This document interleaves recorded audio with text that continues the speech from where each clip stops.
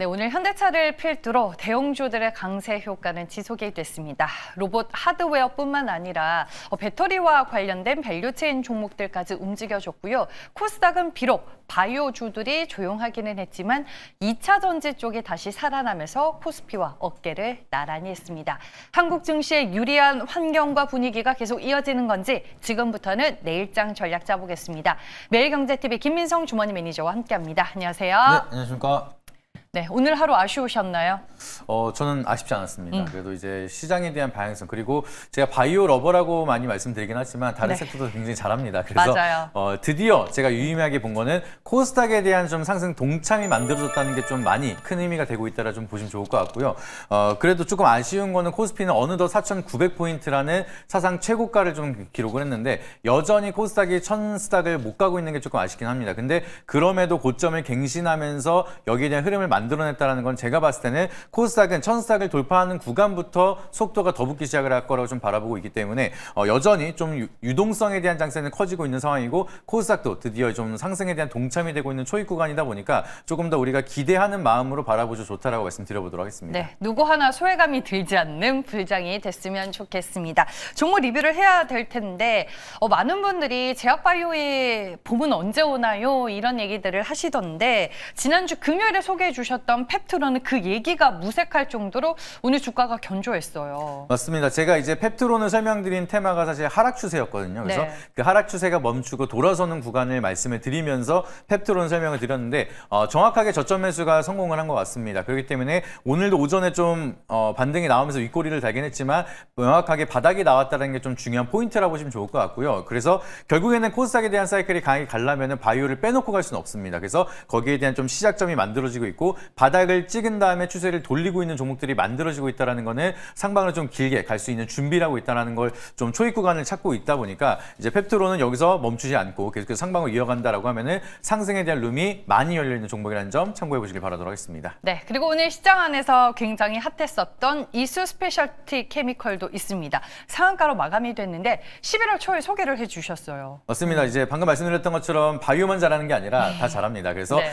전고체 배터리에 대한 멀티플을 한다라고 하면 사실 대장주가 이수 스페셜티 케미컬이 될 수밖에 없다라고 말씀을 드렸고요. 그리고 최근 들어서 한번 슈팅이 나온 다음에 조정을 받고 있다가 이번엔 전고체가 로봇에 대한 멀티플이 플러스 알파가 되다 보니까 로봇에도 전고체가 들어간다라고 하면은 여기에 대한 황화리튬을 생산하고 있는 이수 스페셜티 케미컬에 대한 수주가 늘어날 수 있을 거라는 시장의 반응이 만들어지면서 상한가를 기록을 했습니다. 근데 이 상한가 동시에 52주 신고가기 때문에 이 추세가 이어진다라고 하면 그동안 못 갔었던 로봇 대비해서 같이 그만한 퍼포먼스를 보여줄 수가 있다 보니까 상승이 이제 시작인 만큼 저는 충분히 좀 더 길게 보셔도 된다라 말씀드려보도록 하겠습니다. 네, 연초 들어 조용하다가 갑자기 또 불이 붙은 전고체 배터리 관련주입니다. 추가 상승 흐름 여러분들 기다려보시길 바라겠습니다. 이제 내일 시장을 준비해보러 가겠습니다. 어떤 키워드로 시장을 볼까요? 지금 시장에서 굉장히 뜨거운 게 결국에는 미래의 멀티플이 얼마큼 좀 당겨올 수 있느냐 이거기 때문에 오늘의 키워드는 미래산업이라는 키워드 한번 체크드려보도록 하겠습니다. 네, 당연히 로봇이 들어가지 않을까 이런 생각이 키워드를 듣는 순간 딱 들었거든요. 첫 번째 테마부터 확인해 볼게요. 맞습니다. 이게 내일의 테마이기 때문에 또 뺄 수가 없어서 네. 첫 번째 테마로는 로봇 테마 말씀드려보도록 하겠습니다. 네, 정말 핫한 시장의 섹터로 등극을 하게 됐습니다. 이슈 먼저 체크해 보죠. 네, 과거에는 이제 로봇에 대한 대장이라고 하면 레인보우 로보틱스였는데 이제는 대장이 바뀌었습니다. 그래서 현대차가 드디어 이제 신고가를 질주하기 시작을 하면서 시가총액 100조를 바라보고 있는 상황이 만들어지고 있는 상황이고요. LG에너지 솔루션을 넘어서 시가총액 3위로 등극을 하는 모습이 만들어졌습니다. 그렇기 때문에 과거에는 단순하게 기대감만 가져갔던 레인보우 로보틱스가 대장이었다라고 하면 이제는 실적에 대한 멀티플까지 끌고 가는 현대차가 대장이다 보니까 분위기가 좀 길게 가고 있다는 점을 참고해 보시면 좋을 것 같고요. 그리고 이제 피지컬 AI에 대한 기대감이 훨씬 더 커지고 있는 상황이고 CS2016이 끝난 뒤에도 여기에 대한 멀티플 기대감이 더욱더 커지고 있는 상황입니다. 그렇기 때문에 단순하게 일회성 재료를 보는 게 아니라 앞으로에 대한 미래가치 멀티플이 새롭게 적용이 되면서 현대차 기대감이 커진다라고 하면은 다른 하부 벤더 기업들도 룸이 열릴 수가 있다 보니까 이 구간에서 로봇은 계속해서 관심 있게 보자 말씀드려보도록 하겠습니다. 네, 오늘 이런 댓글을 봤습니다. 지금 로봇 테마는 물반 고기반이 아니라 다 고기다. 이런 다 물고기다 이런 얘기가 있던데 장점으로 뭘 더 주목해서 봐야 될까요? 사실상 지금 이제 안간 로봇이 있다라고 하면 다 살려고 하고 있는 구간이다 보니까 여기에 대한 좀 유동성이 굉장히 커지고 있는 상황입니다. 근데 그 중에서도 이 장기적인 사이클이 길게 가져갈 수가 있는 근본적인 이유가 이 휴머노이드 로봇과 산업용 로봇은 실질적으로 수주가 들어가고 있는 상황입니다. 그렇기 때문에 단순한 기대감으로 멀티플을 끌고 가는 게 아니라 이제는 실적에 대한 가치성이 만들어지고 있는 기업들이 만들어지고 있다 보니까 사이클이 좀 더 크게 이어지고 있다는 게 가장 커다란 장점이라고 보시면 좋을 것 같고요. 이제 국가와 대기업에 대한 주도 사이클이 만들어지고 있는 상황이다 보니까 항상 말씀드렸던 것처럼 국가 단위에 대한 경쟁이 되고 있는 로봇 산업입니다. 그렇기 때문에 정부 정책에 대한 수혜까지 이어진다라고 하면은 지금보다도 더 가파른 성장세가 만들어진다라고 하면은 로봇은 생각보다 슈퍼 사이클이 좀 더 길게 갈 수가 있다 보니까 긍정적인 모멘텀이 여전히 많이 남아 있다는 점 참고해 보시길 바라도록 하겠습니다. 네, 대표적인 미래 성장 산업인 거는 잘 알겠어요. 하지만 현 시점에서는 어떤 부분을 좀 조심하면 좋을까요? 아무래도 좀 R&D도 많이 필요한 상황이고 이제 로봇 산업에 대한 구조 자체가 지금 부품을 조립하거나 물류에 대한 비용이 좀 많이 들어가는 그런 산업이다 보니까 영업이익률 측면에서 조금 아쉬운 점이 있습니다. 그렇기 때문에 실적 발표 사이클이 만들어지면은 수주 대비해서 영업이익이나 순이익률이 조금 약간은 쇼크가 나타날 수가 있다 보니까 단기적인 기대감이 만들어진다라고 하면 시세를 좀 더 챙기자라는 전략이 필요하다는 점 미리 말씀드리도록 하겠고요. 그리고 이제 감속기나 모터 센서 쪽에 병목 현상이 만들어진다라고 하면 지금도 마찬가지로 반도체가 잘 팔리지만 없어서 못 팔고 있는 쇼티지 현상이 만들어지면서 성장이 제한되는 산업들이 있습니다. 그래서 마찬가지로 로봇도 여기에 대한 병목 현상이 만들어진다라고 하면은 이제 못 팔아서 거기에 대한 실적에 대한 멀티플이 훼손이 될 수 있는 기업들은 새로운이 만들어질 수가 있다 보니까 그 부분도 참고해 보시길 바라도록 하겠습니다. 네, 알겠습니다. 미래 산업에 해당되는 첫 번째 테마 로봇이었습니다. 두 번째 테마는 뭘까요? 지금은 하드웨어가 굉장히 많이 가고 있는데 이 다음 사이클은 당연히 소프트웨어 쪽으로 수급이 쏠릴 수가 있다 보니까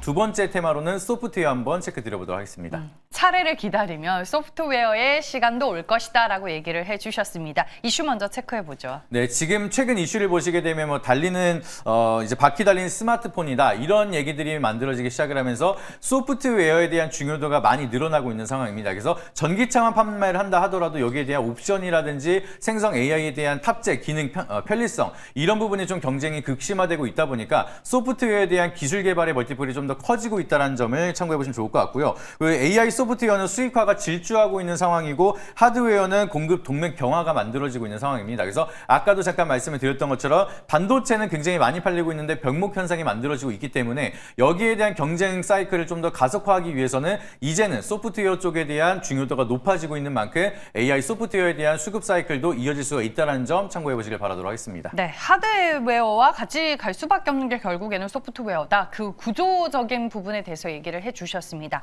장점으로는 우리가 뭘 확인해야 되죠? 소프트웨어는 진짜 가장 커다란 장점은 영업이익률이 굉장히 성공적으로 만들어진다라고 하면은 퍼포먼스가 크게 이어질 수가 있습니다. 그래서 개발을 한번 만들어진다라고 하면은 추가적인 비용이 거의 없이 고마진 구조를 계속해서 이어갈 수가 있다는 게 가장 커다란 장점이라고 보시면 좋을 것 같고요. 그리고 그렇기 때문에 개발 이후에 폭발적인 레버리지 산업이 가능하고 한국에서 점유율을 확대한다라고 하면은 이 소프트웨어에 약간의 업데이트만 한다라고 하면 글로벌 점유율까지 가져갈 수가 있다 보니까 투자 비용 대비 가져갈 수 있는 인프라가 굉장히 크고 성장에 대한 멀티플을 굉장히 크게 적용받을 수가 있는 게 장점이라는 점 참고해 보시길 바라도록 하겠습니다. 네, 말씀해 주셨다시피 높은 마진을 가져갈 수 있는 구조가 특징적이기는 하지만 아직까지 돈을 버는 회사가 AI 소프트웨어 기업 중에서는 그리 많지 않은 걸로 알고 있습니다. 이 부분의 단점으로 봐야 되나요? 맞습니다. 이제 경쟁사 대비 어떠한 차별성을 가지고 있느냐 이거를 끊임없이 입증을 받아야 되는 상황이기 때문에 실적에 대한 멀티플도 증명을 받아야 되고 기술력에 대한 멀티플을 받아야 되는 상황이라서 항상 먼저 선반영으로 올라갔다가 거기에 대한 실망 매물이 만들어진다라고 하면은 리스크가 다시 한번 커질 수가 있다는 점 미리 참고해 보시길 바라도록 하겠습니다. 네, 알겠습니다. 미래 산업, 로봇과 소프트웨어 두 테마 알아봤습니다. 물이 제대로 들어온 로봇으로 내일 가야 될까? 아니면은 차례를 기다리고 있는 소프트웨어로 가야 될까? 고민이 되실 것 같은데 김민성 매니저의 선택 들어볼게요.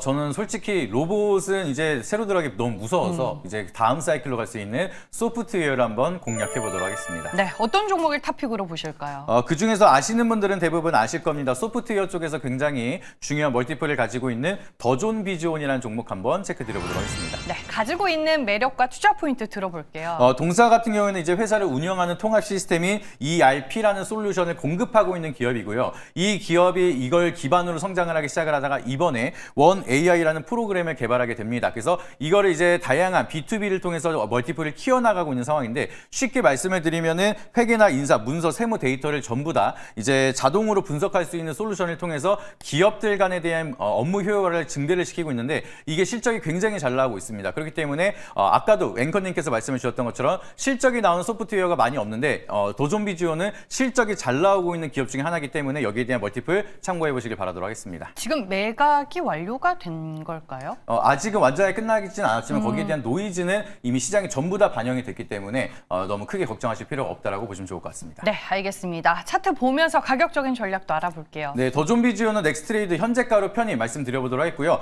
가격 측면에서는 지금 여기서 반등이 나온다라고 하면은 1차 목표가는 11만 원 이상까지도 가능하다 보니까 좀 러프하게 잡아드리도록 하겠습니다. 그리고 손절가 라인은 추세 이탈하는 8만 5천 원으로 조금 타이트하게 잡아드리도록 할 테니까 가격 전략 참고해 보시길 바라도록 하겠습니다. 네, 주가는 기간 조정을 거치기는 했지만 그래도 시장 안에서 좀 잘 버텨줬다 이렇게 표현을 해볼 수 있을 것 같습니다. 마지막으로 네이버 밴드 찾아가는 방법 알려주시죠. 네, 네이버 밴드 김민성 검색하시게 되면 지금은 시장에 대한 사이클이 굉장히 바쁘게 움직이고 있는데 다양한 힌트들이 많이 만들어지고 있습니다. 그래서 거래 대금이 어디로 쏠리고 있는지 그리고 오늘 같은 날에는 코스닥에 대한 상한가가 12종목이나 나왔는데 유동성이 어디를 선택하고 있는지 자세하게 풀어서 여기에 대한 탑픽 종목도 많이 설명드리도록 할 테니까 네이버 밴드 김민성 검색하신 다음에 다양한 인사이트 참고해 보시길 바라도록 하겠습니다. 네, 저도 그 생각을 했어요. 생각보다 상한가 종목이 많다 이 생각을 했는데 지금 시장의 흐름이 어느 쪽으로 향하고 있는지 네이버 밴드 잘 활용해 보시길 바라겠습니다. 대결 내일 테마 여기까지고요. 매일경제TV 김민성 주머니 매니저와 함께했습니다. 고맙습니다.